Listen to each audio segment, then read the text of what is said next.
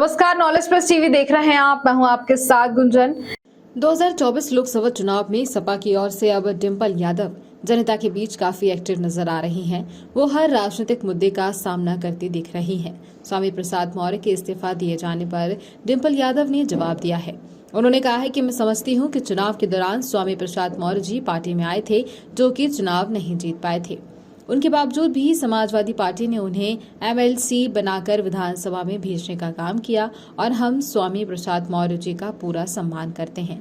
यहां तक कि डिंपल ने पल्लवी पटेल को नाराजगी पर भी खुलकर बोला है। उन्होंने कहा है कि पल्लवी पटेल वो मेरी बहन जैसी है और बहुत सम्मान है।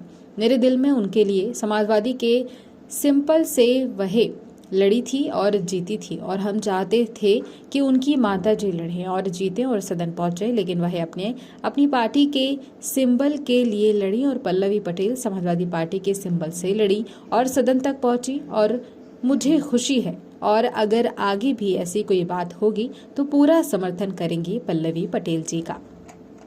प्रसाद मौर्य ने आज समाजवादी पार्टी से इस्तीफा देकर के जो है अपनी पार्टी करने का ऐलान कर दिया। मीटिंग कर रहे हैं, एमएलसी पद से भी इस्तीफा दे दिया है। पीडीए के लगातार विकेट गिर रहे हैं, कैसे देख रही हैं, क्या कहना चाहते हैं? मैं समझती हूँ कि चुनाव के दौरान स्वामी प्रसाद मौर्य जी पार्टी में आए थे और वो चुनाव नहीं जीत पाए थे। उसके बावजूद भी समाजवादी पार्टी ने उन्हें एमएलसी बना के विधानसभा में भेजने का काम किया है और हम स्वामी प्रसाद मौर्य जी का पूरा सम्मान करते हैं, हमेशा करते आए हैं। और जो अब आप बोलेंगे, नेक्स्ट सवाल करिए। अब पल्लवी पटेल जी ने भी पार्टी में रहते हुए और बगावत के सुर सामने ला दिया कि राज्यसभा कैंडिडेट को वोट ही करने वाले, कहती है कि पीडीए के नाम पर छलावा कर रही है समाज में। पल्लवी पटेल जी मेरी बहन जैसी हैं और बहुत सम्मान है मेरे हृदय में उनके लिए।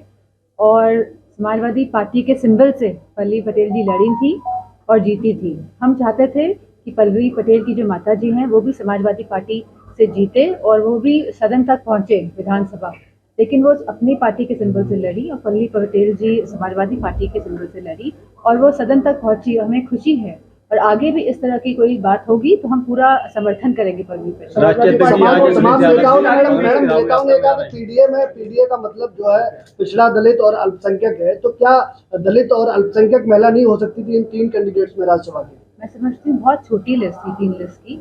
और आपने अब जो कल लिस्ट जारी हुई है, आप उस लिस्ट की बात नहीं कर रहे हैं। जो लोकसभा की लिस्ट जारी हुई आप उसकी बात करिए। आप कहाँ छोटी छोटी बातें करते हैं? समाजवादी पार्टी ने हमेशा नेताजी के समय से पीडीए की बात करी है, पीडीए के लोगों को आगे लेके आए हैं।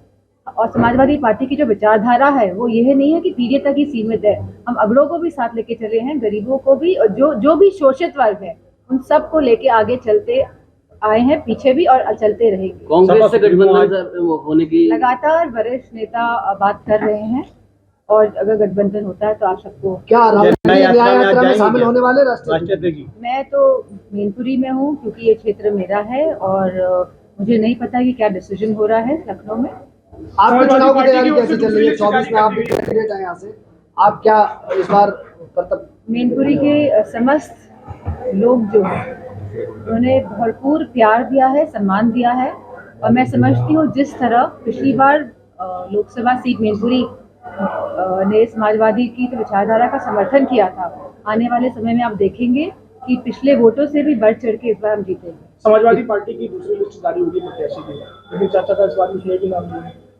वो समाजवादी पार्टी का मामला है, जल्दी आपको पता चल जाएगा कौन कहाँ से लड़ा। किसान आंदोलन में राकेश टिकैत भी टूट गए हैं, बता रहे हैं कि पहले से भी बड़ा आंदोलन होगा। विपक्षी यानी सत्ता पक्ष के लोग ये कह रहे हैं कि आप लोगों का षड्यंत्र के तहत ये किया जा रहा है। ऐसा कुछ नहीं है। हम सभी जानते हैं कि किसान पूरे जो हिंदुस्तान का परेशान है और इतनी बड़ी संख्या में अगर किसान निकल के बाहर आ रहे हैं और उसमें असलों का इस्तेमाल हो रहा है, रबर बुलेट्स का इस्तेमाल हो रहा है और इस तरह के सोनिक हम लोग सुनने में आया है कि वेपन्स का भी इस्तेमाल किया जाएगा जिससे कि उनकी हियरिंग एड जा सकती है, मतलब सुनने की शक्ति और क्षमता जो हो सकती है उसको नुकसान पहुंच सकता है।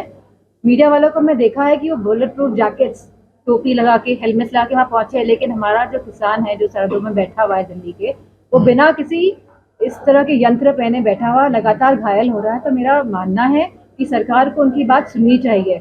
2000 जब उत्तर प्रदेश में चुनाव हो रहे थे तब 3 कानून वापस लिए गए थे और यह सरकार ऐसी ही है, चुनाव के हिसाब से ही अपने फैसले करती आई है और करती रहेगी। पुलिस भर्ती भी जो निकाली है आज, तो आप जानते हैं उसमें भी कितनी धांधली हुई है, पेपर पहले से लीक हो गया है। तो सरकार इस तरह जब इलेक्शंस आएंगे इस तरह के मुद्दे लेकर आएगी सरकार। क्या सब पेपर बीजेपी लीक कह में रही है कुछ 80 की अभ्यर्थी 80 आपके सीटें पास भाजपा आए। जीत रही है, आप किससे देखती हैं? हाँ? भारतीय जनता पार्टी कह रही है कि लोकसभा सीटें भारतीय जनता पार्टी को ये बात भी कहनी चाहिए कि हमने कितने युवाओं को रोजगार दिया है। हम अग्निवीर की क्या व्यवस्था लेके आए हैं युवाओं के लिए, हम किसानों के लिए क्या कर रहे हैं, हम खाद इतनी महंगी क्यों कर रहे हैं, हम खाद में चोरी क्यों कर रहे हैं, हम मवेशियों जो आवारा पशु हैं उनका समाधान क्यों नहीं ढूंढ पा रहे। तो मैं समझती हूँ बीजेपी के लोगों को ये बात भी कहनी चाहिए, इस बात को नहीं कहना चाहिए कि 80 में से 80 आए। पुलिस अभ्यर्थी पुलिस परीक्षा हुई थी, उसको लेकर बच्चे कल पहुंचे, आपको अभ्यर्थी आपको ज्ञापन भी दिया जी गया हाँ, है। व्हाट्सएप में और टेलीग्राम वहां में। तक आवाज ले जाने वाली। नहीं, अब ये तो उत्तर प्रदेश की सरकार डिसाइड करेगी कि इसमें उसको एक कमेटी बना के इसकी जांच करानी चाहिए, क्योंकि ये अन्याय होगा हमारे युवाओं के साथ अगर पेपर लीक हुआ है उसके बावजूद भी इस तरह की भर्ती आगे बढ़ती है।